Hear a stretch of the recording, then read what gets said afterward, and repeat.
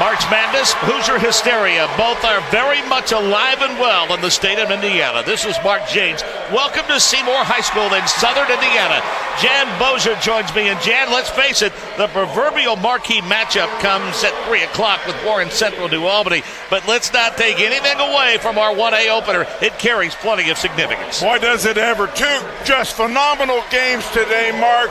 Morristown and Barr-Reeve. This opener, I think, is going to be a classic. I know we'll get to game number 2, and it'll deserve and get everything it will, but this is going to be a special game. Number 6 against number 4.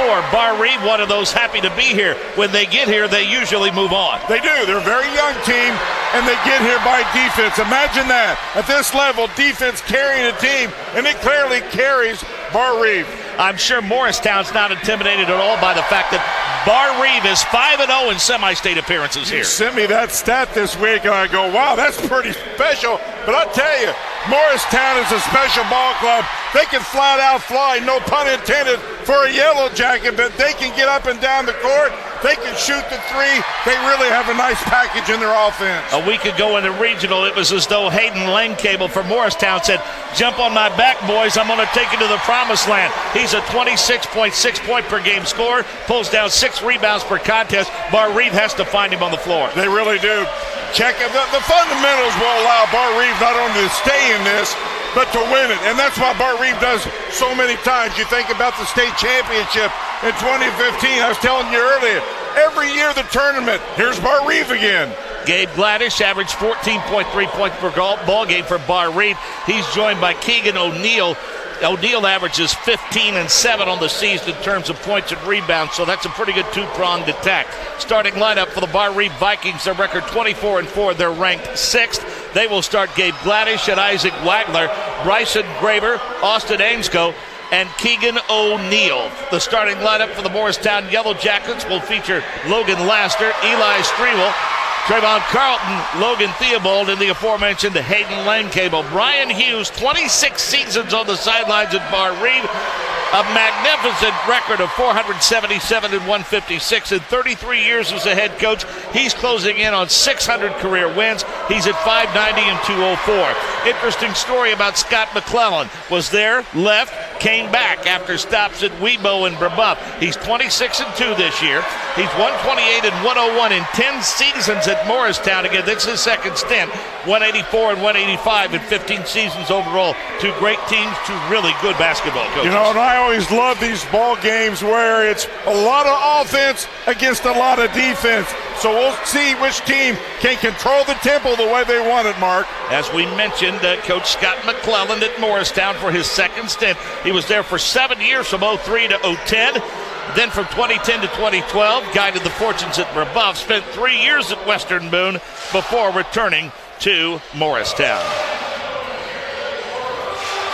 72 points a game for Morristown. Barr-Reeve averaging 53 points a game. Both dead even in terms of statistics like rebounds and steals and things of that nature. Both shoot about dead even from beyond the arc, around 38%. Gladish and O'Neill, though, a combined 828 points, as we mentioned, a two-pronged attack for the Barr-Reeve Vikings, who control the opening tip. Wagler, Gladish, you'll see them get the lion's share of the handles. They'll dump it into O'Neill, the sophomore. Little turnaround from 5. Bit too strong. In transition, Hayden Langcable. He's going to handle the ball. He's going to shoot the ball. The ball was kicked out of bounds. It'll stay with Morristown. Congratulations to Kevin Keene, David Spencer, and Bill Brinkman. Those are the guys in the striped shirts officiating this ball game here this afternoon. We'll see this offense for Morristown go through Langcable. He likes the ball in his hands. A lob to him. A foul away from the basketball on the inbounds. Little lob pass broken up inside by Carlton. Barr-Reeve has the possession. Bryson Graver averages 3 points and 5 assists, runs the majority of the offense. In transition, Laster. Good look, weak side. Carlton gets him on the board with his first 2. Great ball rotation. Yeah, beautiful pass inside. got the easy one. You'll see Barr-Reeve try to get O'Neal posted up a little bit. At 6'8" and a sophomore, really strong kid. They're doing a pretty good job of fronting him now. They find him baseline right. Nice touch. It'll make it difficult to defend and soften up that defense a little bit if he can step out and hit that with some consistency. A breakneck pace that you would expect just off of sheer adrenaline anyway. Good offensive board by Morristown. Really doing a nice job here early attacking the offensive glass. Laster averages 12 points and 4 rebounds. He dishes out 4 assists per ball game. Another foul away from the basketball. So fouls early on for both ball clubs. I think they got him for an illegal screen up top. And you know, we talked earlier, how would the officials officiate this ball club? At least here early, it looks like it's going to be a little bit tight. Carlton's first personal, team's second. Team's playing man-to-man defense early. They'll drop back a little bit and front the big man. A theft committed by Barr-Reeve. Or Morristown, rather. In transition come the Yellow Jackets. They'll go to the line for 2. Carlton's getting free. That 6'2" sophomore's hanging around the bucket and getting some opportunities as a result. Right now, Morristown is really getting the type of shot selection that they like to get. They'll shoot that 3, but they really are doing a good job here early in the replay of making that extra pass. Did my eyes deceive me, or did we just run a fast break to the middle of the floor, Jan? So much they want to run it up the sidelines anymore. Good triple threat position, though. 3 points now for Carlton. He's an 80% free throw shooter on the season.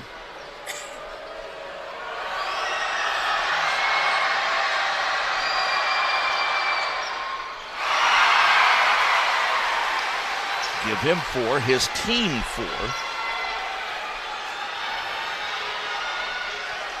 Viking basketball. You said Graver's the guy. He's the assist man. He averages about 5 per contest.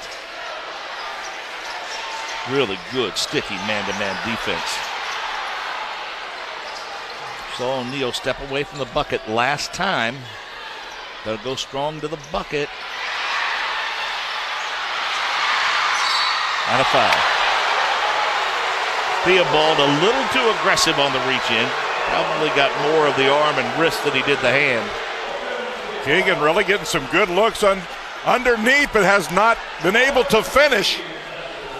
6'8" sophomore showing skills in terms of stepping away from the bucket, hitting in from about 15 feet away, and then showing some pretty good ball handling ability. That's a nice one-on-one move.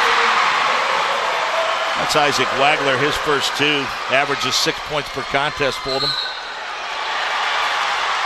Minimize unforced errors, Jan. That's one of the intangibles it takes to be successful. Look at this move. Yeah, here's a great dribble drive. Nobody comes on backside and helps, and he recognized that, takes it in for the easy layup. Let's not take anything away from the high ball screen that Keegan O'Neal set for him at 6'8", that sophomore.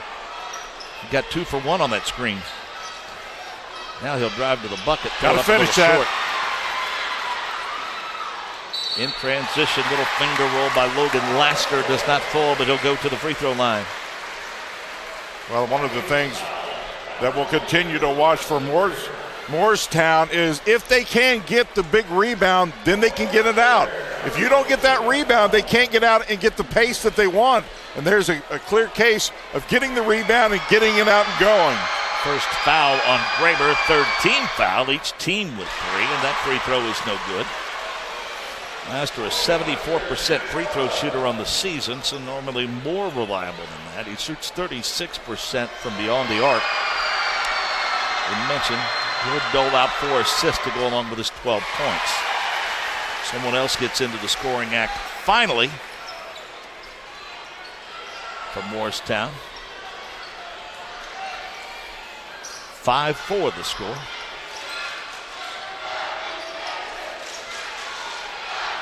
Again, pretty happy with the man-to-man defense you're seeing so far by Morristown. Switching a lot, keeping their head on the proverbial swivel, as they say. A lot of dribbling right now for Barr-Reeve. Offense is more effective when there's motion for sure. And I think they're going to rely on O'Neal to get it done, but the problem is, Jan, he just can't bring the ball down below his waist because then he turns into a 5'11" guard. Yeah, good point, Mark, and that's exactly what he's also got to recognize double team and triple team. Yep. If he's got that much pressure on him, somebody's got to be open. Yep, keep your head up and kick it right back out, and that should result in a wide open opportunity for someone somewhere as we approach the 4-minute mark. The feeling out process continues between these two ball clubs. Strevel, little fadeaway. Tough pass, that tough didn't shot. look good from the moment it left. Easy rebound for Barr-Reeve. The Vikings and Brian Hughes come in transition. Dribble the basketball a lot. Wide open three by Wagler. How about the return by Bryson Graver off the missed shot? Second, third opportunities. Right now, Mark, for me, this pace, I think, feels good for the Vikings. Good, strong move. Threw it up too strong, and the miss by Laster. In transition come the Vikings again. Oh, the big man thought about the three. Backed it out, fall to the floor, an offensive foul. And the Academy Award goes to...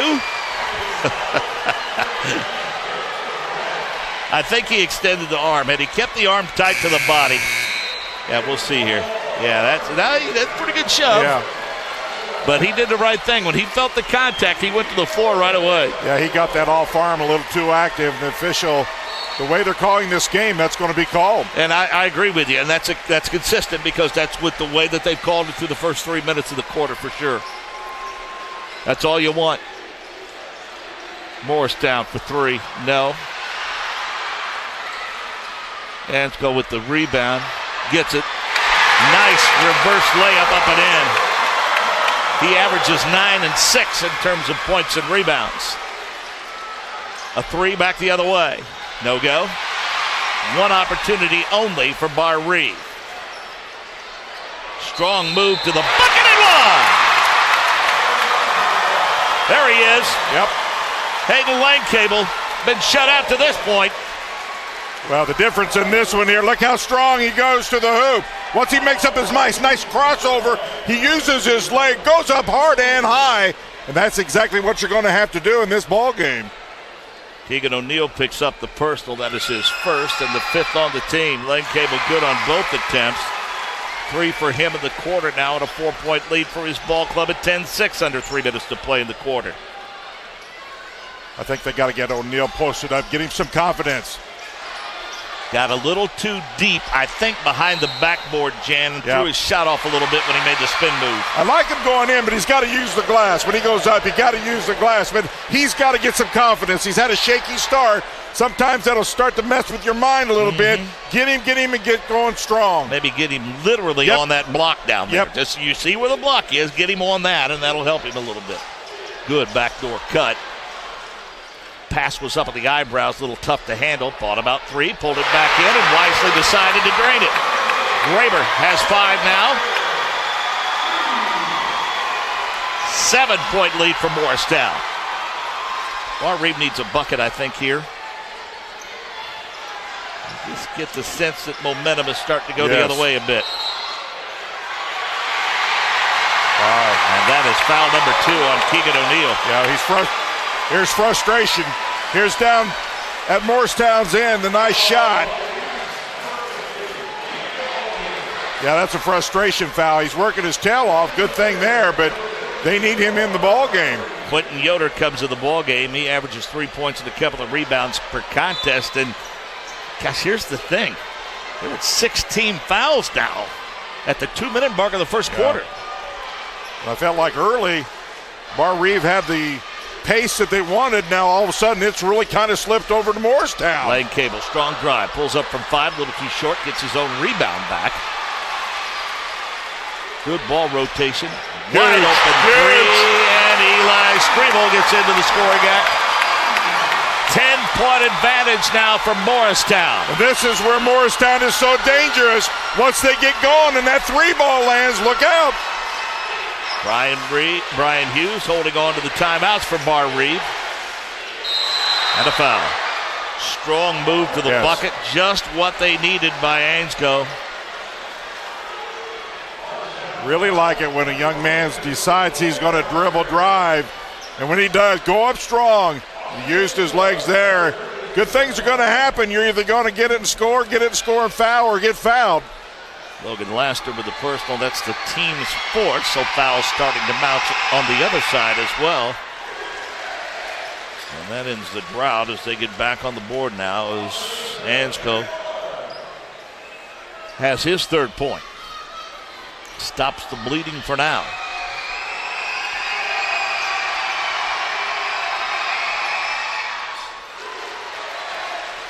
Good on both, and a 48% free throw shooter. Looked a little better than that on that trip to the line. Good block. Barr-Reeve, transition. Good two-man basketball and a foul. Back-to-back trips to the free throw line as Barr-Reeve doing a great job running the fast break, and Isaac Wagler will go to the free throw line. Enjoy the state finals. Help make sure the resources available so that great events like these can be played forever by supporting the IHSAA Foundation. Go to IHSAAfoundation.org and make your tax-free contribution today. Mark, that's 2 fouls now on Lane Cable. He's going to have to sit down, so that's huge for Morristown. So a couple of the heavy hitters for each ball club in some foul trouble here, and all of a sudden that team foul advantage just disappeared as now Morristown and Barr-Reeve both stand to spend the majority of the first half in the bonus.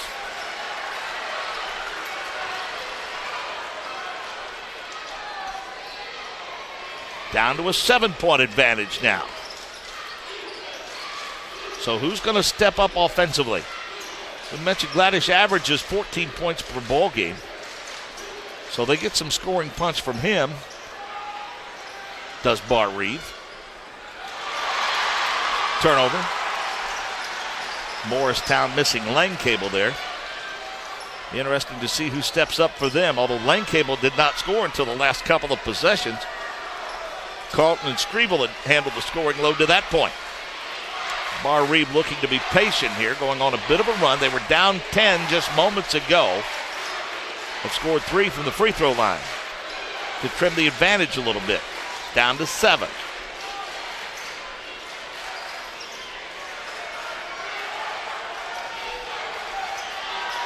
A lot of dribbling in the offensive scheme from Barr-Reeve, and that's when they are at their least effective and easiest to guard. Three-pointer. Short by Carlton.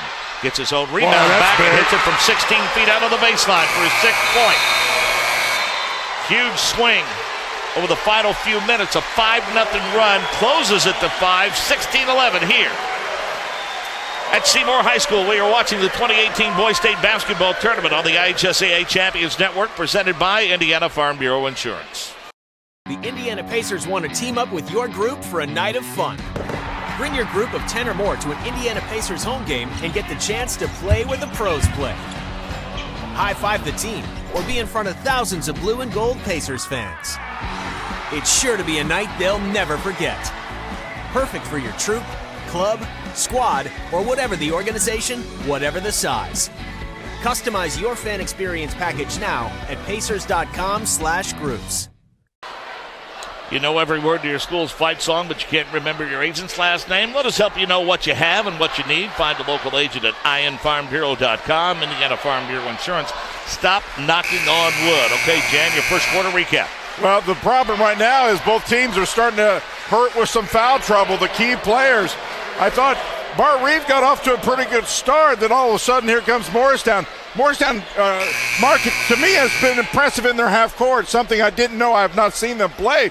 Very patient in the half court. Yep, no question. And it just, as you said, what the interesting thing to me is both teams could spend most of this quarter, the majority of it, in foul trouble and in the bonus situation. And that could get you a little bit of distance when you need it from a points perspective. We shall see, though. Number 4 against number 6. Good, strong move of the paint. Just can't finish it off. Quentin Yoder. But Barr-Reeve fights for the basketball, and they will get a second chance. They've had a couple of those throughout the first half. Now the big man steps away from 16, misfires, but a foul into the bucket. Looks like that might go on Morristown. Barr-Reeve has not shot the basketball particularly well here early. They've got some good looks. Carlton comes back into the ball game. Logan Theobald will have a seat for Morristown.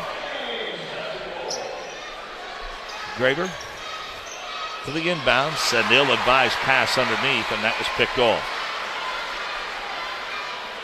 Daniel Brenneman checked in during the stoppage in play. Little 16-footer is nothing but net for Carlton. 8 points for him. He's coming up big. He averages 6.8 points per ball game.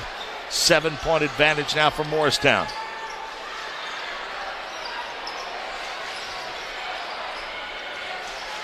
You always kind of wonder in games like this, Mark, you know, the stars, who they are and what they're going to do in most cases. Who are those young men that's going to step up and provide you something maybe a little above and beyond what they normally do? Streeball commits the foul on the rebounding opportunity. That is his first. Free throws now for Barr-Reeve. Bryson Graver. 5 points. As we mentioned, he averages 3 and 5 assists.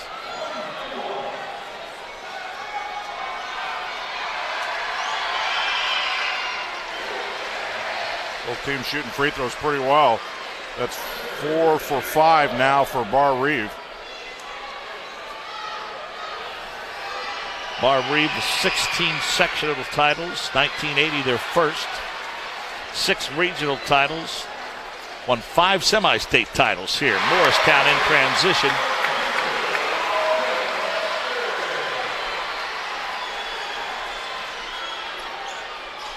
Eight-point advantage now. Offensive foul. Illegal screen.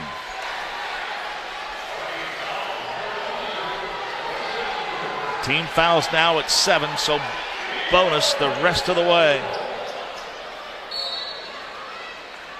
So off Laster's bucket and the illegal screen, Morristown an opportunity to bump up their 8-point advantage.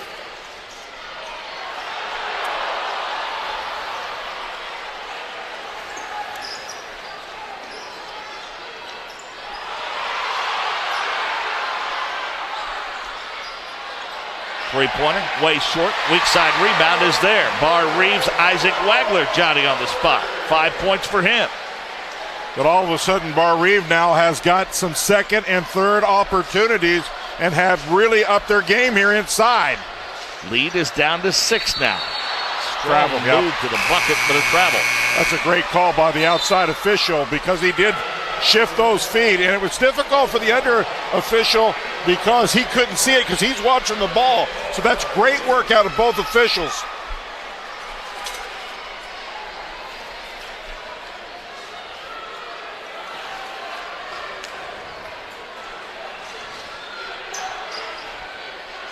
Under 6 minutes to go in the quarter. No one with real control of this one. Kind of shifts back and forth a little bit. About the time I think maybe this is a Barr-Reeve pace, all of a sudden Morristown makes a run at it. Back-to-back misses from the outside for Quentin Yoder, the big man who's spelling Keegan O'Neill. He stepped out on that right wing from 16 feet out a couple of times now and has come up short. Really the key right now for me, Morristown with just 2 3-pointers. Laster with a strong move to the bucket for his 5th point. Keeping it around 6 or 8, Barr-Reeve can't seem to get it much below that. Good news for them is it hasn't gotten back to 10 yet. They're just the most effective when they screen the way they're doing now. Pretty good ball rotation, although they're loading up the right side. Good look down low and one. Got it. So he doesn't need the 15, 16-foot jump shot. If he'll just move down low, Quentin Yoder's going to be able to score. Yeah, they've got some height advantage. He can take advantage of some length Boy, they just do get this off. That's a long time in there. That's a great extra pass, and he had a great angle on forward the first time in a long time. The big guy's inside finish. I think, Mark, clearly that is Barr-Reeve's game, is get good movement, get that extra pass, and then find that open guy down low. Daniel Brenneman picks up the personal, and as a result, he'll go to the sideline. So now we're starting to entertain the thought that both of these teams might hit the double bonus before we get to the intermission. Good touch from the free throw line by Quentin Yoder, giving him a nice boost. 3 points for him with Keegan O'Neill on the bench. 22-17. About 4.5 to play in the half. Morristown flirting with the idea of the three, but continuing to flash to the paint against this 2-3 zone. There's a deep three. That is downtown, no doubt. Eli Strevel, 6 points now. Averages 15 points per contest, back to an 8-point advantage. Yeah, you almost had to say, that looks a little long, and he doesn't care. He nailed it. 3 back the other way for Barr-Reeve. Now we're going. I tell you, you leave me open that long, I'm probably going to have a shot at it. 7 points for Ansco. Teams look like they're getting their legs, confidence, and now they're starting to shoot it much better. Back to 5 now for Morristown, but they have the basketball. Skip it across the top, a 3 the other way. That one's long. Rebound controlled by Morristown. Carlton's shot's no good. Here comes Barr-Reeve in transition. Ainskill clears it away.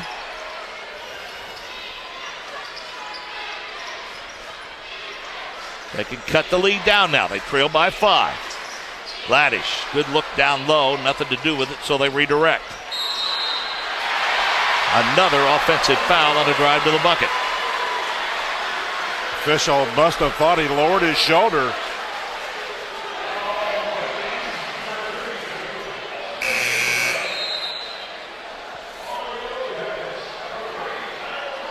Here we go. Boy, that's close. Kyle Grimm gets his first action of the game. For Morristown, he's a 5'11 freshman, averages 4 points per contest. Both teams with 8 fouls as we approach the 3-minute mark. Morristown with the floater. Good funnel up and in. Great individual effort by Logan Lasser, who now has 7. 6 of those coming in the quarter. Little drive and pop from 15. Thrown up a little short by Gladish. Nice look down low and the finish by Quentin Yoder.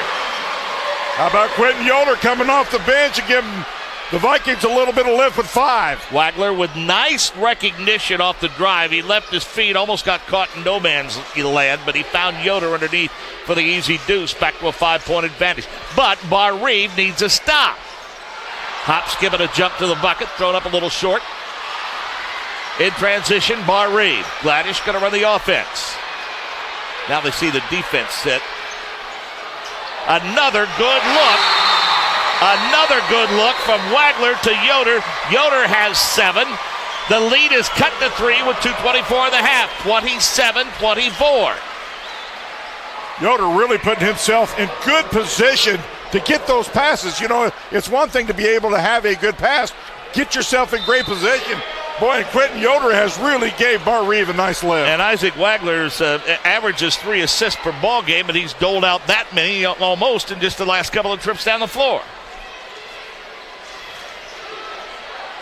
Really doing a nice job as Quentin Yoder, as you suggested, Jan. Spelling O'Neal. 3-pointer. Stuck in the rim. That's a jump ball. I'll tell you, I think you have to give a lot of credit to Barr-Reeve defense. Sure. Shot selection for Morristown is being much more difficult than I think what they're used to.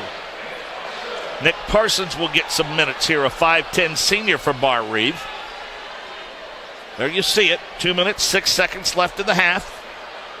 27-24. And Barr-Reeve is going between that 2-1-2 half-court zone and a man-to-man, kind of throwing a wrinkle in here, and I'm not sure Morristown has adjusted real well.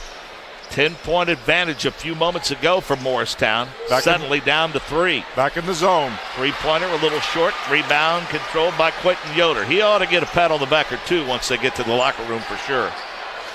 Well, Barr-Reeve said, you're going to beat us now. You're going to do it from outside. They really clogged that middle. Gladish. No. All yellow shirts underneath. In transition, Kyle Grimm. I like the way they rotate the basketball around the perimeter. Working against this zone. That three's no good. Barr-Reeve limits them to one opportunity. Yeah, but wasn't a bad look, though. His feet were set.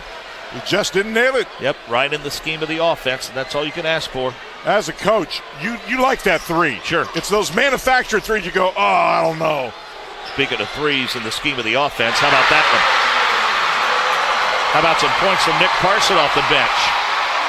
Tied at 27 with a minute to play in the half.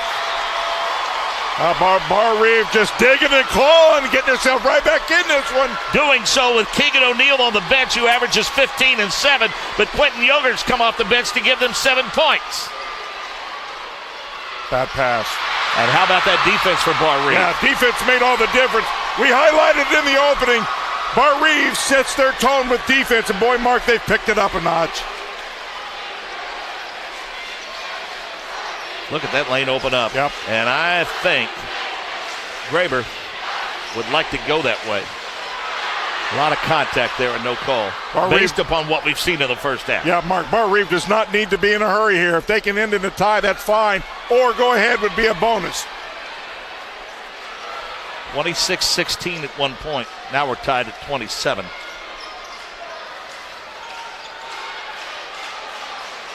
Oh. Great anticipation. And the slam jam by Hayden Gamer. Oh, baby. How about it? I didn't see that one coming. Oh, man, he lit this crowd up. How about this, Mark? Great anticipation. All of a sudden, slam it, jam it, baby. Maybe the momentum just shifted. Boy, that could change things in a hurry. All of a sudden, we're looking at Barr-Reeves and maybe going in with a great shot. And boy, what a great turnaround for Morristown. How about it? Gutsy move by Scott McClellan. Put that kid in the ball game with 2 fouls. At that point, we showed why. Three-pointer. Now we're dogging. Oh, this place is deafening. This is the way it's supposed to be. Austin Ansco, anything you can do, I can do different and just as well. Exclamation point to the first half. Tied at 30. 1A Semi-State at Seymour.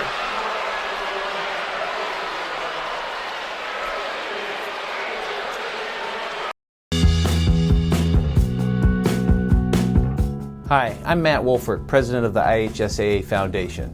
Lots of high school athletes here in Indiana have gone on to become collegiate All-Americans. A few of them have even turned pro. But participating in high school sports has helped virtually every high school athlete become a good American. That's because playing high school sports teaches life lessons like the importance of persistence, teamwork, tenacity, preparation, and hard work. The IHSAA Foundation was created to help high school administrators and coaches become more effective role models and teachers, emphasizing values that will help their players become better athletes, better representatives of their community, and better Americans. To learn more or to make a tax-deductible contribution, go to ihsaafoundation.org. You'll not only be contributing to the foundation of the IHSAA, you'll be contributing to the foundation of our community.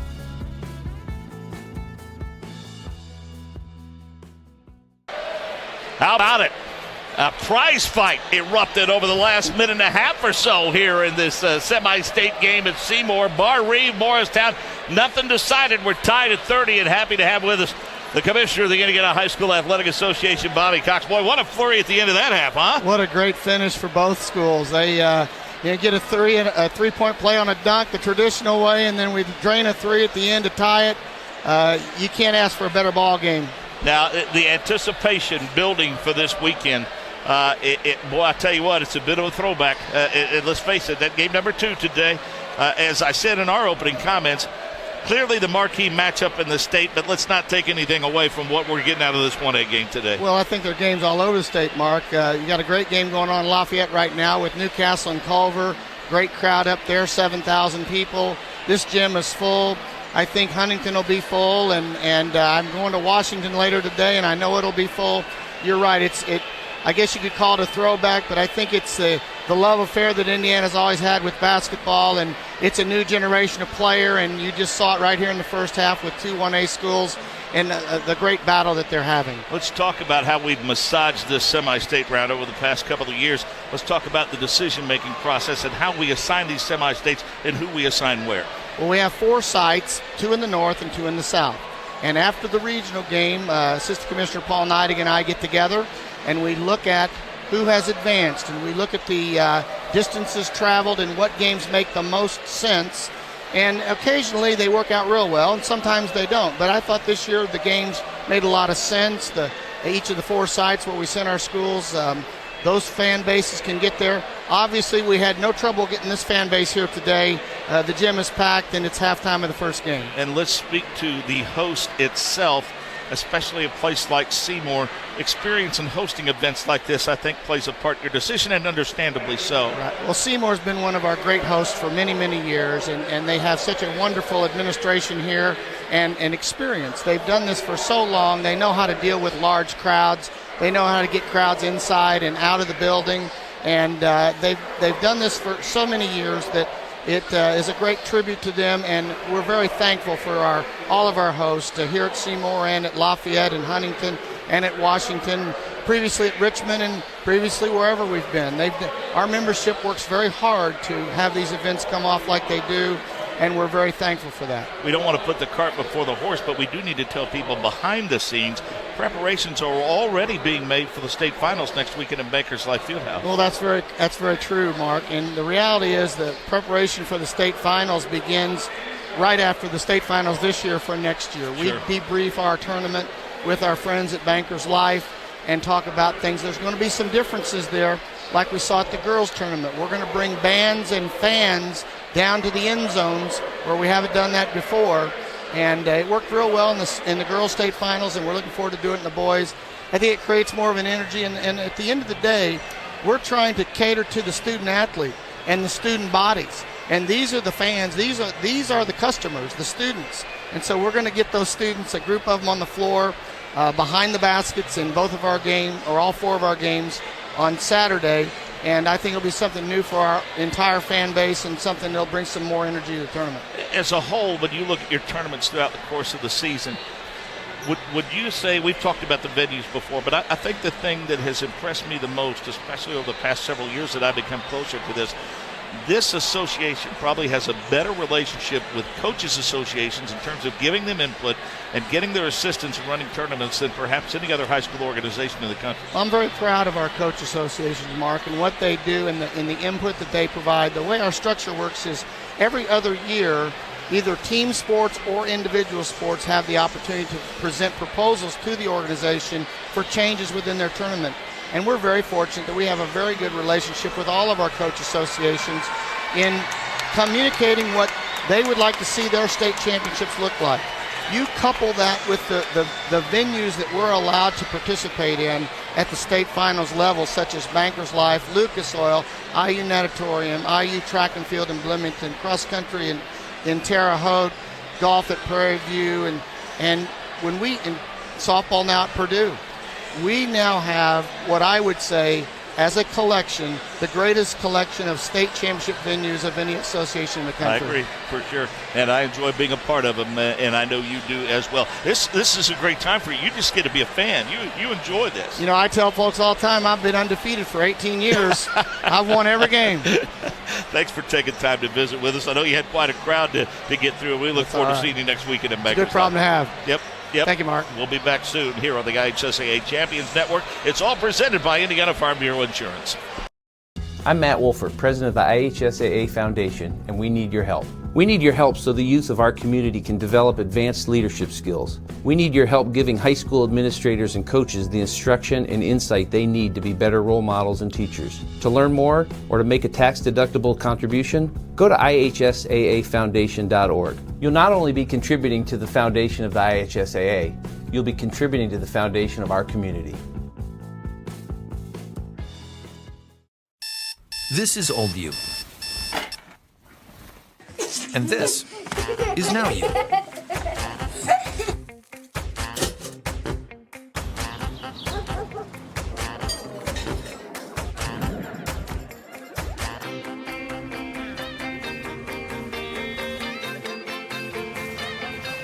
things change.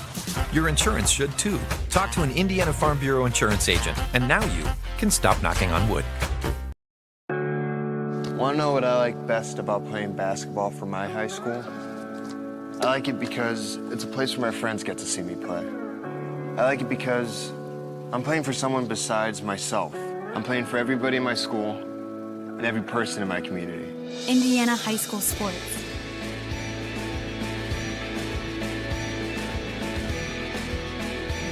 They're more than just a game. Come and see me play. Let's be honest. It's time to update your Pacers gear, right? You know, your jerseys, your hats, your gear. It's time to gear up in sports in blue and gold. Support the team or your favorite Pacers player with all the stuff you love. Shirts, hoodies, shorts, socks, jackets, and everything Hickory. New gear arrives all the time, so make sure you're sporting the current look. Buy at the game or buy online at PacersTeamStore.com. It's just that easy. 2 places to shop, 1 team. PacersTeamStore.com. Our thanks to the Commissioner of the Indiana High School Athletic Association, Bobby Cox, for joining us at halftime, and all smiles, and with good reason, huh? Boy, how could you not be excited about not only here but across the state? Nothing but full houses. This way it's supposed to be, Mark. Your thoughts and impressions of the first half. I guess it's not all concentrated in the last 90 seconds, but it certainly was very interesting 90 seconds. Big exclamation mark there at the end. I don't think anything's broke. I think you got number 4 and number 6 just playing hard basketball, and both teams are playing really hard, and there we are at halftime. It's tied. Now, I will say this. I thought Barr-Reeve's changing their defense from zone to man-to-man, kind of threw a little wrinkle for Morristown. On the other side, when Morristown is under control, inside, outside, I think that's when they're at their best. I just thought it was fantastic first half of play. Look for nothing less than in the second half. 2 teams just really going to be a prize fight to the end, Mark. Well, talking a little bit with, exchanging pleasantries with Brian Hughes throughout the course of this week, he said, we have played a lot of close games. We've had a lot of fourth quarter comebacks, so they're used to pressure situations. And almost prophetically, he says Len Cable reminds him of a 6-foot Damon Bailey and how he plays, and I think he put a little bit of that on display at the end of that quarter. I always like it when people go, well, this team needs to do this team needs to do that. Well, at this point in time, both levels of team are really, really good basketball teams, and they're built to take away some of those things that you want to do pretty well. But what I like is kids making plays, and at the end there we've seen on both sides 2 kids just wanting to make plays. That 3 was as big a shot as I have seen in quite some time in terms of an answer. Oh, yeah. And making sure that you don't lose any momentum that you had built. And I think you hit the nail on the head. Jan, you tell me a sport in which defense doesn't benefit the offense. No doubt about it. The hallmark of championship teams, by and large, are those that play well defensively, no matter the sport. And you don't always have to stop. Just make it difficult. Right. A little deflection. Right. Small things, some things necessarily that are not in the stat book are huge in games like this. Yep, great point. So, Vikings with the basketball to start the second half. Starters back for both ball clubs, but let's not dismiss what Quentin Yoder gave him off the bench. And Keegan O'Neill says, I want to get into the scoring act as quickly as possible. Yes. Set for all of the second quarter, and now has 4 points. Hopefully that'll give him some confidence. Len Cable misfires, short off the front of the iron. Morristown.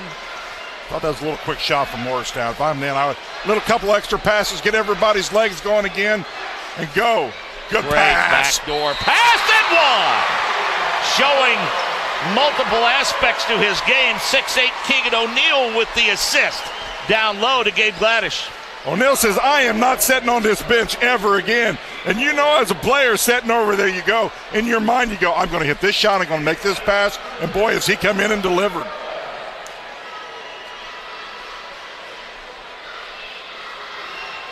Little 5-0 run to start the second half for Barr-Reeve. 5-point advantage for the Vikings now.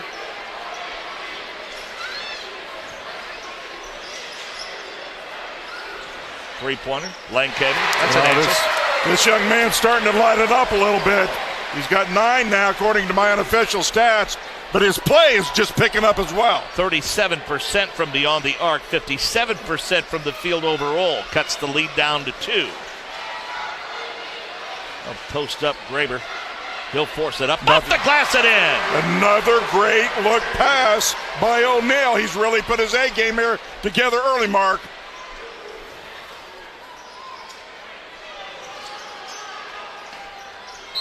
Baseline. Foul. O'Neal, he's tired of setting. He's well rested and he's tired of setting. He's doing it all. Yes, he is. I mean, passing the basketball, get the ball down low. I think taking the charge, you name it. Mark, I think that's a message at halftime. Both these coaches, guys, it'll take every single series, every play to make the difference in this tie ball game. Barr-Reeve by 4. A foul the other way, and that's a good call. Yeah. He had position. Laster picks up his second personal. Keegan O'Neal had the position down low. Morristown brings Kyle Grimm back. Laster will sit out with his third foul. So a 12-point per contest score is forced to the sidelines at the 6-minute mark of the third quarter. Lob, good pass, lets the defense clear, and Ansco finishes it. He has 12 now. All of a sudden, you're kind of feeling a nice little tempo now by Barr-Reeve. +6. Morristown needing a bucket here. We'll see if they find their go-to guy, Lane Cable. They find him, but Barr-Reeve denies it. Not a lot of movement by Morristown. Theobald had some room from the elbow. He kicked it out. The misfire comes to Gladys. Steps through, reverses it up off the glass. No, follow is there. And let's go with 14 and a timeout on the floor. 41-37 as Barr-Reeve starts it with a flurry. Timeout on the floor, as we said, on the IHSAA Champions Network, presented by Indiana Farm Bureau Insurance. This is old you. And this is now you.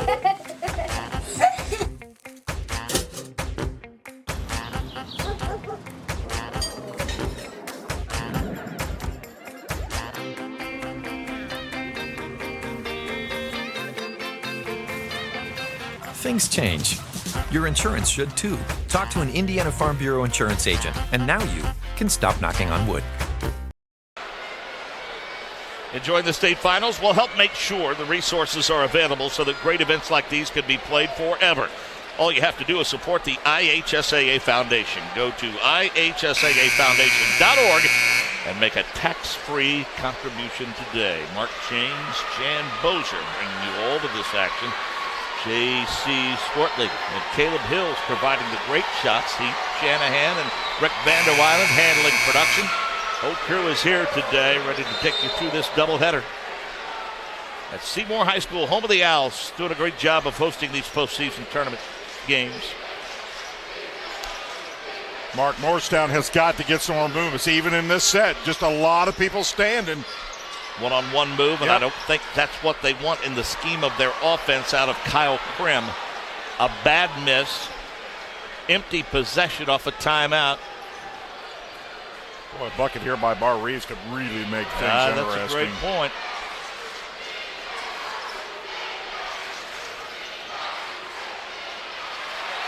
Nice job of helping defensively down low. In transition, throwing up a little short, but Kyle Grimm will go to the line. I do like the way these teams run the fast break, Jan. I mean, it's picture perfect. Everybody's filling the lane. They get the ball to the center of the floor, finding the open man. A good strip down on the defensive side for the Yellow Jacket. Boy, what a beautiful pass. Boy, did he ever thread that needle. But the key is he's got people running the court, as you talked about. Bryson Graver picks up his third personal foul. As Kyle Grimm gets into the scoring act, he gives them some quality minutes off the bench. He scores 4 points per contest and only a 63% free throw shooter from the line. It looks pretty good there. Yeah, I've got Morristown now 6 for 6 from the free throw line. That's unofficial, of course. Oh, that one rolls around, and then the proverbial shooter's roll, as they say. 41-35 now, under 5 to play in the quarter. It's been a good basketball game for sure. Both have taken turns with control of this basketball game. Well, for me, Barr-Reeve right now is starting to settle into a comfort zone, and Morristown has got to do something to disrupt them. Well, O'Neal set for a long time in the second quarter, and he's made the most of his opportunities. Deep three by Gladish. Good Might inside. have rushed that one a little bit. Yeah, I agree, Mark. Lane Cable almost lost the handle. They're looking for him. They can't find him. They have to go to Laster instead. He'll force the issue from 15. That's a nice one-on-one move. That's not an easy shot to hit. He has 9 now. Averages 12 on the season to go along with his 4 rebounds and assists. And just like that, Morristown says, don't get comfortable, Barr-Reeve. Can't stop that. You can't stop it. And Mark, all of a sudden, he's playing big. It's one thing to be 6'7" or whatever, but now he's playing almost like 6'10". O'Neal with 6. Little finger roll in the paint is up and good by Logan Laster. He's in double figures with 11. So an answer by Morristown. And this quarter is ending much the way quarter number 2 did, with each team taking turns. They've got to do something about that lob. Fortunately, this time for Morristown, they had a little weak side help, but they say O'Neal was actually the last one to touch it. Yeah, right now they're just finding him with such a mismatch inside, and they're doing the right thing by getting the ball, and he's playing big. He's a difference maker. It doesn't hurt when his substitute comes in and puts 7 while he sits down.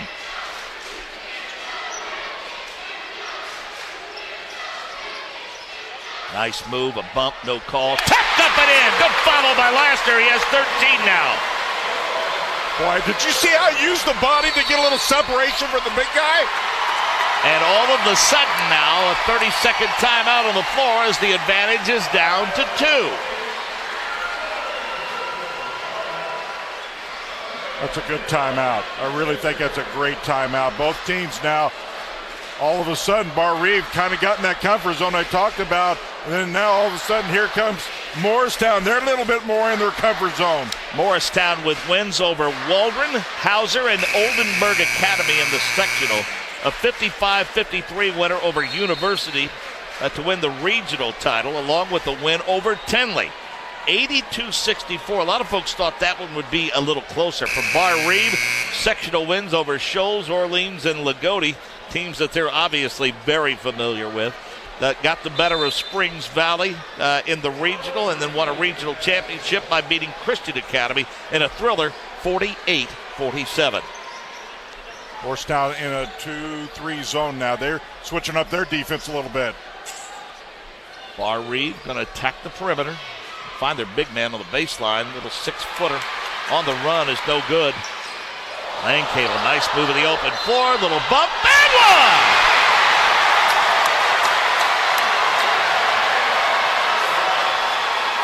Well, this young man can flat out make a play when he needs to. Watch Take a this look at behind crossover. the Watch back. this. Look at that. Oh, my goodness. That's an ankle breaker.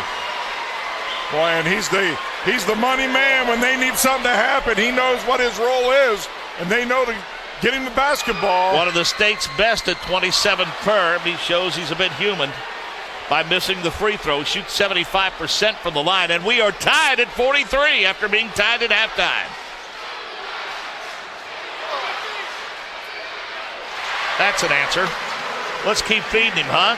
Keegan O'Neal has 8 now. After setting out the second quarter, he's come back with 6 points here in the third. And he's come back with a vengeance, too. He's playing strong at both ends, Mark. Lane Cable cuts to the free throw line. Little head and shoulders fake and a double team. Taps his own rebound up and in.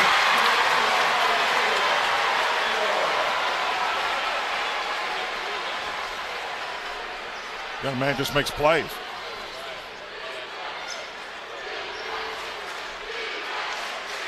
For those of you that waited for that Warren Central New Albany game and are just now joining us, shame on you. This is a really good basketball game. Yes, it is. And how about that ball rotation? And how about Angsko? 16 points for him now. Every possession now so important on both teams. 3. No.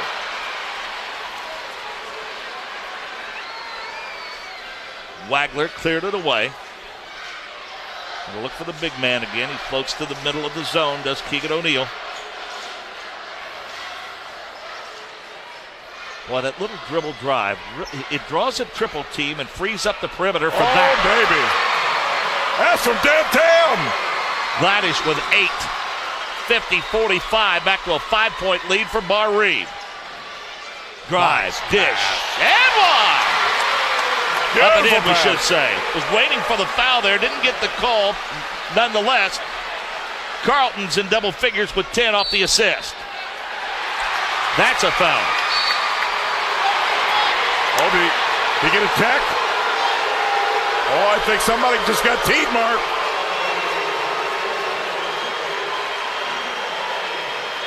Yep. It's the third foul on O'Neill, which is important with just 49 seconds left. Then a technical foul on top of that. So not an ideal series of events for Barr-Reeve. Well, they're going to have the ball anyway, so it's at most it's going to cost them 2 free throws.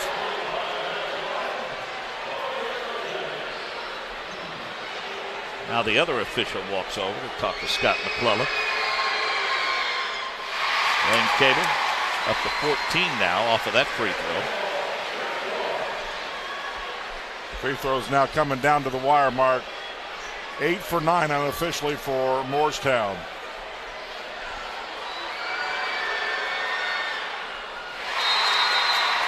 That young man looks like he can just sit there and make them with his eyes closed. 15 for Lane Cable, 50-49, Morristown basketball. This could be a big swing for the Yellow Jackets.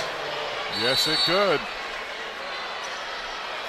Barr-Reeve now back in their 2-3. They did a 2-1-2, a 2-3, and man-to-man.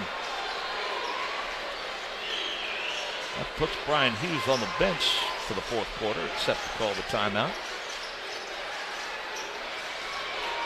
The drive from 12, rolls around and in. A pretty good move for Logan Theobald. His first 2, averages 4 points per ball game. Morristown with a 1-point lead now at 51-50. How will Barr-Reeve answer off the foul and the technical foul? Going to play for 1 here.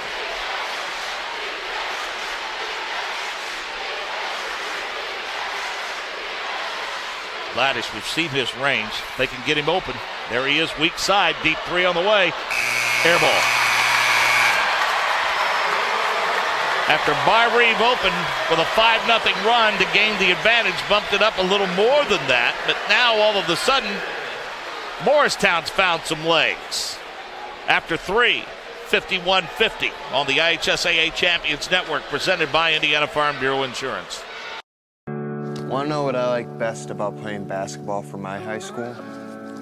I like it because it's a place where my friends get to see me play. I like it because I'm playing for someone besides myself. I'm playing for everybody in my school and every person in my community. Indiana high school sports.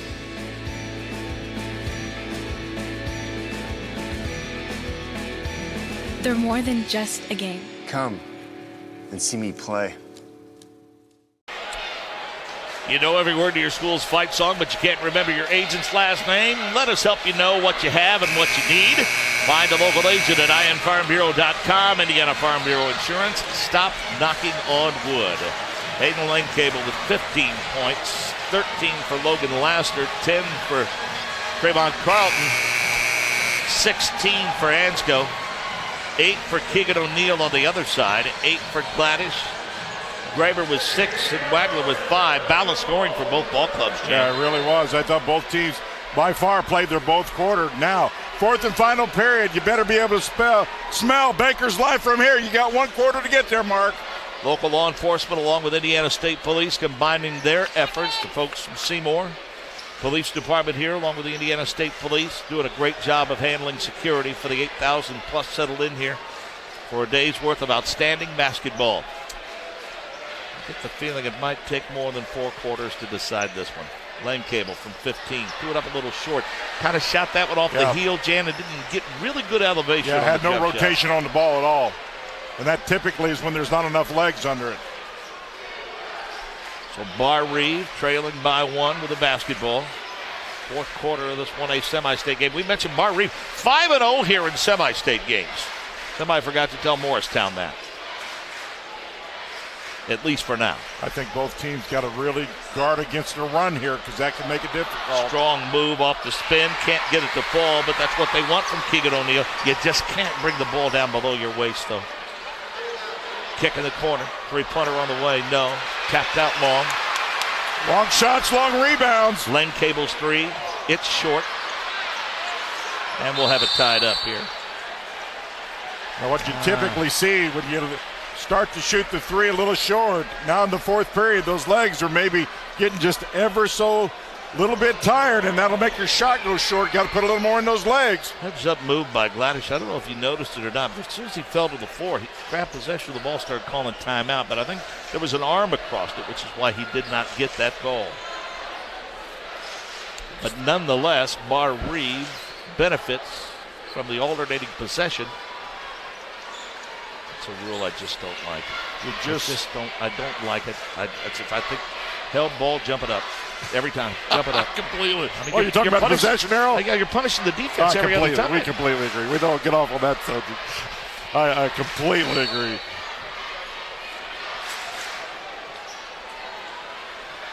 You're giving him the ball. I made the good play. Yeah.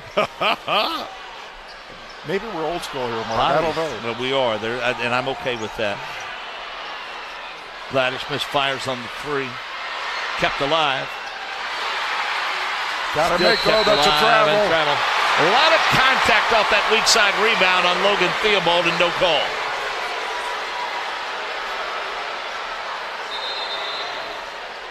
Shot selection now as we go down to the wire here.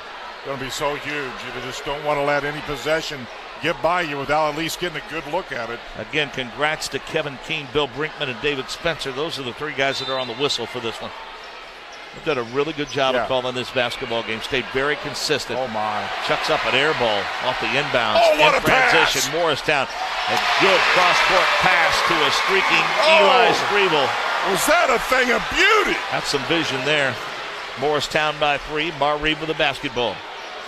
Trying to get the big man open, but the zone is denying his opportunities. The triple team comes in. Jan, he gets bailed out there with a foul, but simply put, when you have three guys collapse on you, don't bring the ball down. Keep it up high and get it back outside. Somebody's open on the perimeter. Yeah, those are habits, and sometimes those are hard to break. But if you're playing against teams of this level, like Barr-Reeve at number 6, they're going to go after that ball. Lob back door, hauled in, up off the glass and in. Great design play. Austin Ansco with 18 now. Yep. He's played a great game, Mark. Off the assist from the wing. He has just been everywhere. Well, they've been open a few times back door. They get a little mini screen down there, and the defense is so focused on the big man that nobody's looking backside. 19 for him. He averages 9 points per contest. And we're tied at 53. Yeah, and Barr-Reeve now is 7 for 9 from the free throw line. That could be a huge stat by the time this one's over, Jan. Free throw shooting for sure. The team's a couple of fouls away from the bonus. Oh, how big is that? big players make big plays, and boy, he just launched a three. Ice water in the veins. I love it. Len Cable with the tray. Big man open from 12, threw it up too strong. Yeah. Rebound being fought for, and a foul's going to come back the other way. Going to put that one on Ainscough. He didn't have good position. Good hustle, going to the bucket, trying to get the basketball knocked loose, but great position by Morristown to deny them after just one opportunity. You can be on that back and go straight up and you're okay, but you start leaning over, get those arms over, you're going to get called for on the back. Big difference. So Morristown with a three-point advantage for now as we close in with 5 minutes to play. What a game. This has been a great game. Rejected. Len Cable picks up the loose ball, throws it up off the glass. No. Yet another opportunity. Yet another tapped up and in by Logan Laster. He has 15.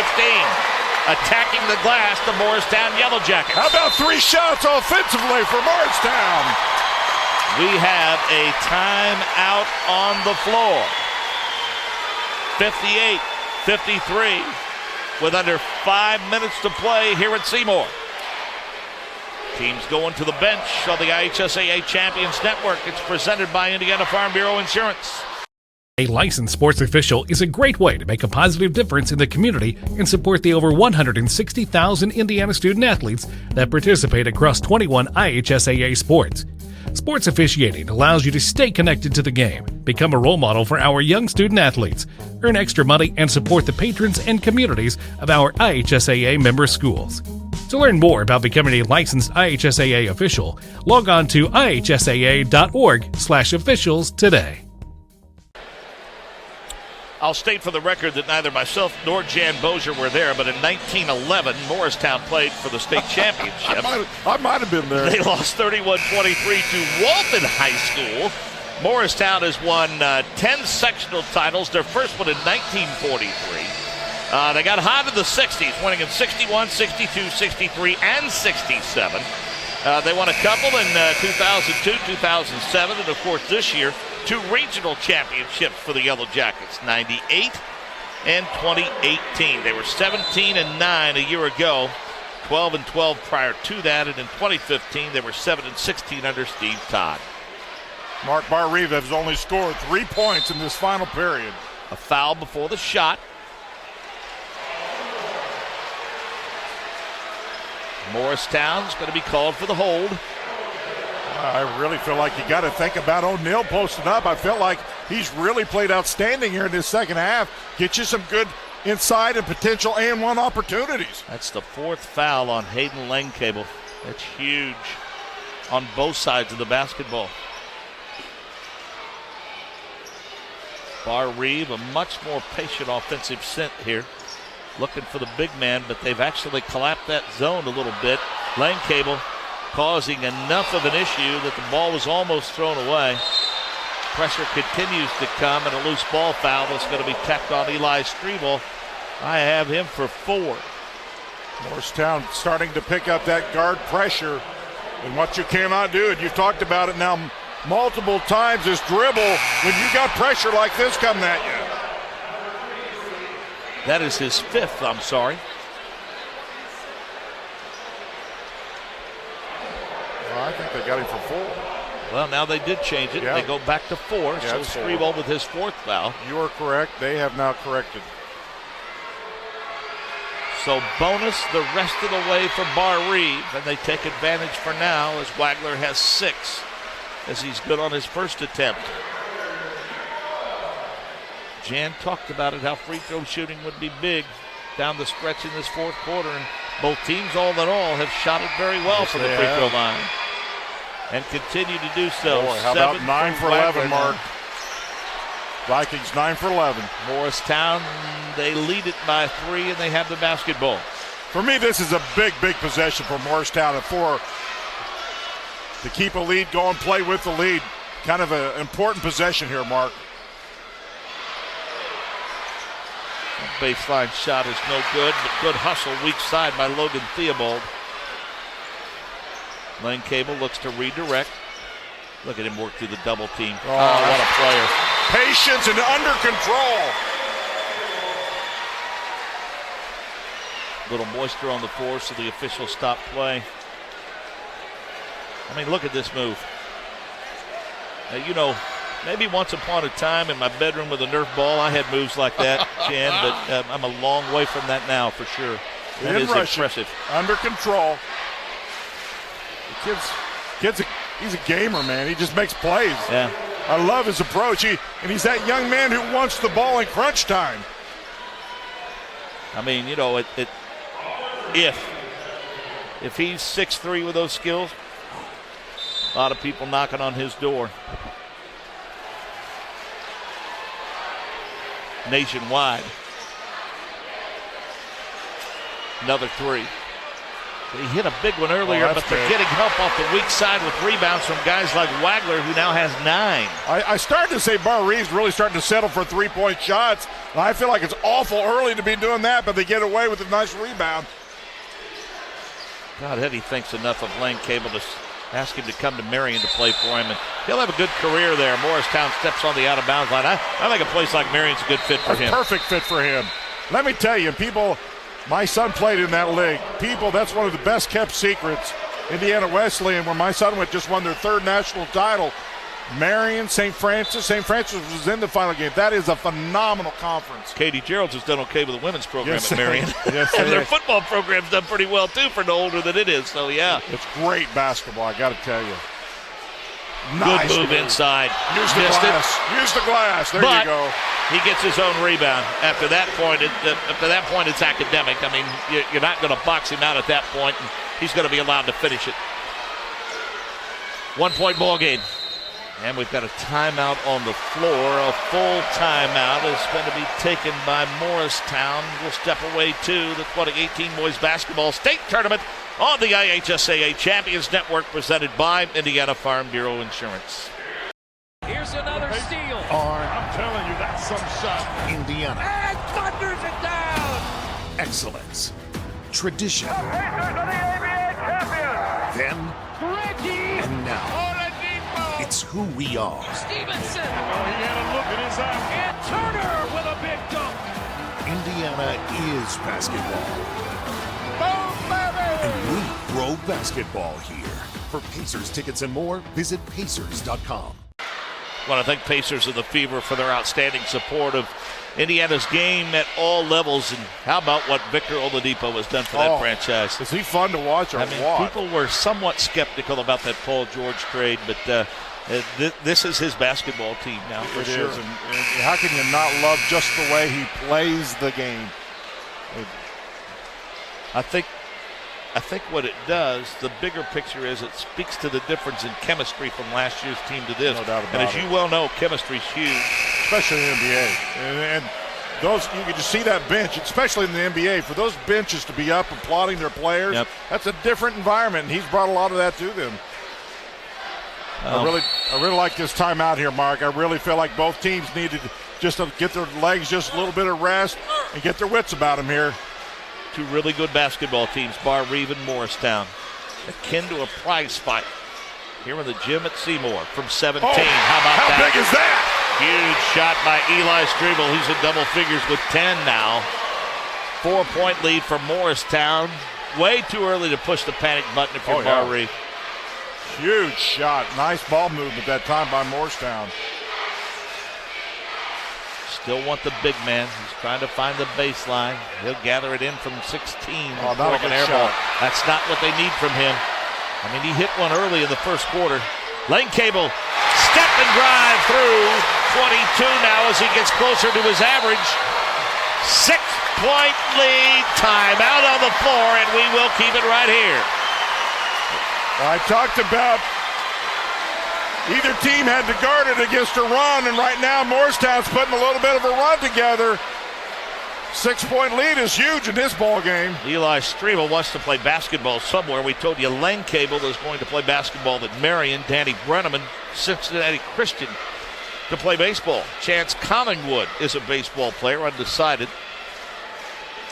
Want to give a shout out to Cameron Grimm, selected to take a service trip to Greece and Italy, where he's going to assist in building a Greek orphanage. Among the alumni, Jerry Bass, 58 Indiana All-Star, played at Indiana University, but ever heard of Marvin Wood? I think he coached the team at Milan High School. Yeah, he's an alumni of Morristown.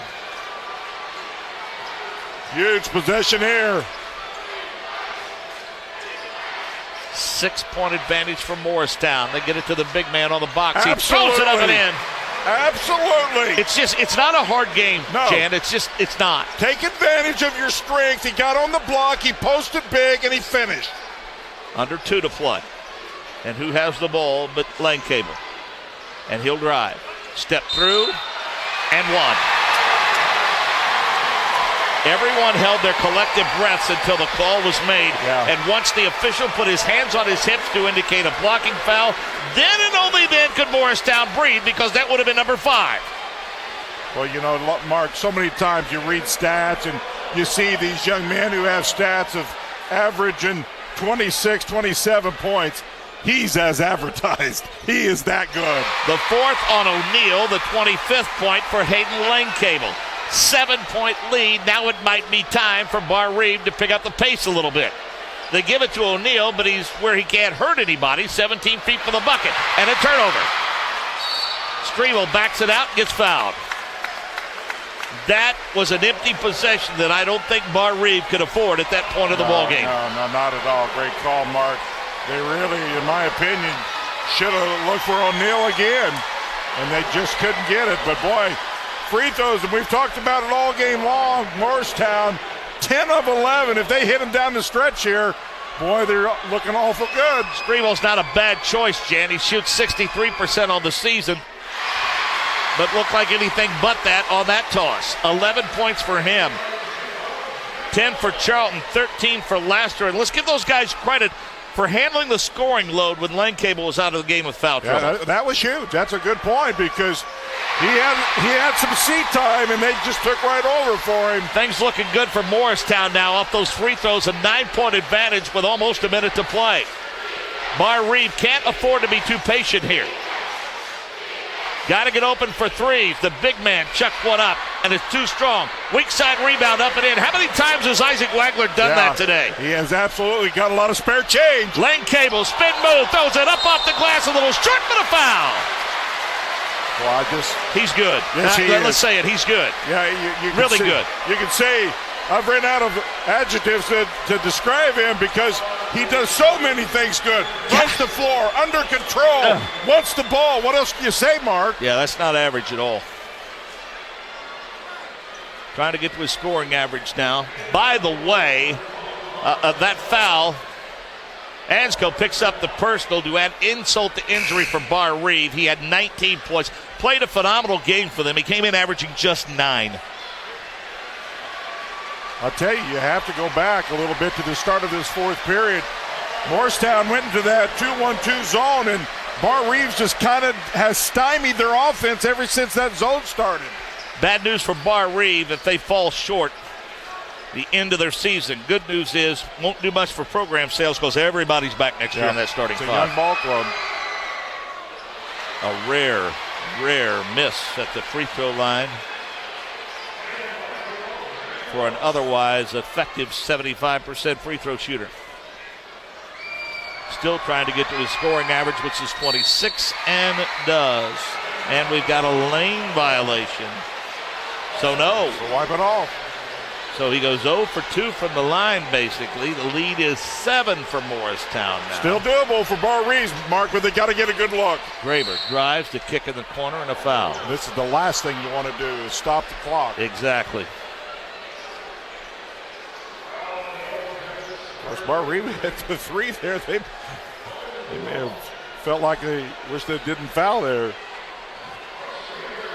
Got to hit them, Mark. Got to hit these. Bryson Graver, 6 points. A 6'1 freshman. And as we mentioned, the starting 5 back as he hits the free throw.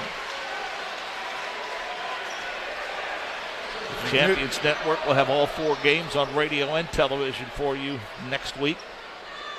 If you can hit this one here, you're still 2 possession game. You still got a little hope left here. Either way, it's going to be 2 possessions. 8 points for Graver. 70-65. The heartbeat continues. Barr-Reeve got to get a stop. Great job in the open floor. And a travel shuffles the feet before he put the ball on the floor. Look out. If you're going to attack the basket there, Jan, you attack it. Yep. You either attack it or you bring it across the timeline and hold it. This is huge. Graver turns it over. Lane Cable gets fouled. He'll go to the free throw line. And another empty possession when Barr-Reeve could ill afford it. But again, keep in mind, last time Lane Cable at the free throw line, Jan, he was 0 of 2. He missed one and then had a lane violation, which waved the other one off. So it's not a lock.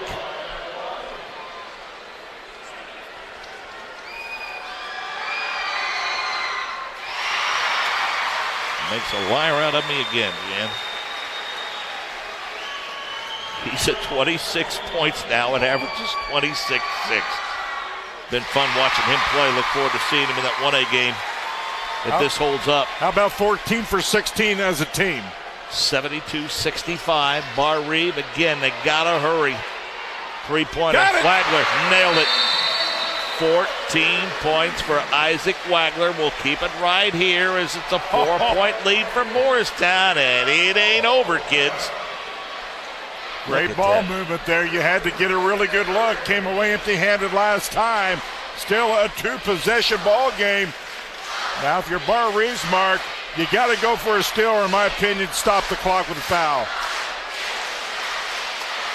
The bad news is Yellow Jackets 14 for 16. But clearly, it's kind of your hope to stay in this thing. Brian Hughes spent 4 years at Fountain Central from 88 to 92. He was at North Vermilion High School for 3 years from 85 to 88. His 26th season at Barr-Reeve. And Jan, next year, I think it's a safe bet he's going to get to 600 wins in his career. He's at 590 right now. I would think so. State champions in 2015. Talking about Barr-Reeve. And again, Barr-Reeve was 5-0 here in semi-states prior to today. This one's not over yet. I think the key now for Morristown is take care of the basketball, get it in. Yes. Well, by the way, Warren Central and New Albany's after this, Jan. Yeah, if he want to stick around for that, okay? Great way to set the stage for that one for sure. Trouble getting it in, and a quick timeout, I think. Good call. Yeah, I mean, at this point, you can't take him on the bus with you. So no, and he was concerned that he was going to get that ball in the coffin corner, nowhere to go. Hey, again, let's thank Kevin Keene, Bill Brinkman, and David Spencer, Chan. They've done a great job officiating this basketball game. I think they've done an outstanding job. They've really, I always believe, and I was an official for 8 years, the key to any basketball game is get a flow going. You know, call it the way it needs to be called, but let a flow get going, and I think we've had a really nice flow. Yeah, I mean, it's a thrill for these guys, and rightfully so. And, you know, Jan, the thing is, a lot of these guys, my gosh, typically on Saturdays and maybe even some Sundays, you'll find them in youth league gyms, calling, you know, middle school games and, you know, travel team games and things of that nature. And, you know, some of these guys are ex-coaches. Most of them are former players. And I think the best officials are the ones that you seem to rarely notice. Yeah, exactly. You know, they maintain the flow of the game because very rarely, if ever, do people walk out of a gym and say, boy, that was a really well-officiated game. No. And most of them, by and large, are. Especially if the losing team is surveyed. Yeah. But these guys did an outstanding job. Great communication work. 72-68. Boy, why aren't they fouling? Got a foul, They're guys. letting a lot of time burn off the clock here, and they finally get a foul. Maybe they wanted someone other than Lane Cable to have the basketball, so they fouled a 74% free throw shooter. And Logan Laster, and again, Laster and Strebel, Carlton too for that matter, Jan, when Lane Cable was kind of held in check from a scoring standpoint the first. He only had 6 points at halftime. And they picked up the brunt of the scoring and really allowed Morristown to hang around. You know, what I liked about what he did, a lot of times you get a player like that who is used to having his points. He didn't just come in and force anything. You know, he really let the game come to him and knew what he could and couldn't do, and then went out and executed.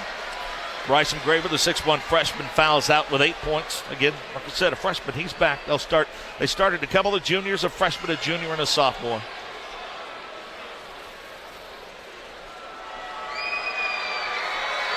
Laster with 15, as we mentioned, 74% free throw shooter, and he misses what you want if you're Barr-Reeve.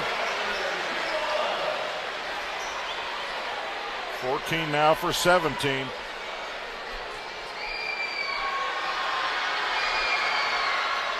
Good on that attempt. 16 for him now, 73-68. Drive to the bucket. Gladish with 10 points. They didn't do much to contest it there. And on the inbounds, Strebel is fouled right away.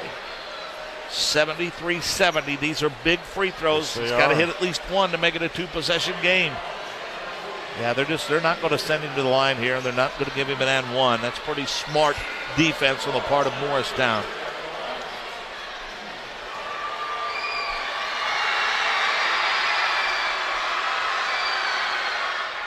Free ball.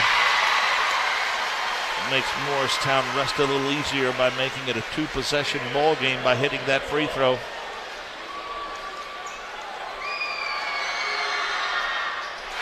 Nails them both. He has 14 now, averages 15. Gladish drives, pulls up from 6. No. Rebound controlled by Morristown. Clock down to 9 seconds. And the Morristown Yellow Jackets, and rightfully so, are starting to celebrate. And Barr-Reeve, the harsh reality of what's about to happen, I think, is beginning to set in. They are about to be handed their first loss in their 6th trip to the semi-state. You hit free throws here, and you can control your destiny. Cameron Graver comes into the ball game. I mean, Nick Parsons is a senior, Austin Yoder is senior, and Jan, that's about it. Almost everyone else is back for Barr-Reeve. Mark, early in the first half, do you ever believe we'd get to 75-70 in the score? I mean, now we're at Morristown-type numbers.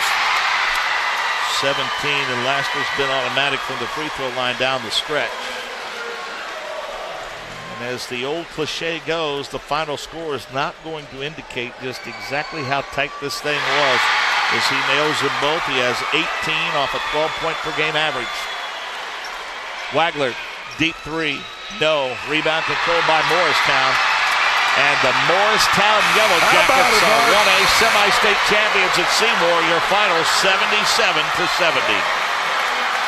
How exciting is that for a town like Morristown?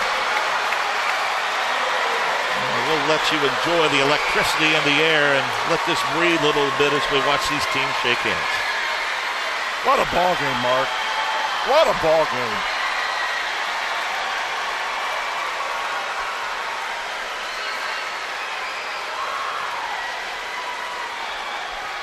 Some of the numbers for you. Individual scoring, 27 points by Hayden Langcable, 22 of those coming in the second half. They got 18 points from Logan Laster. They got 14 points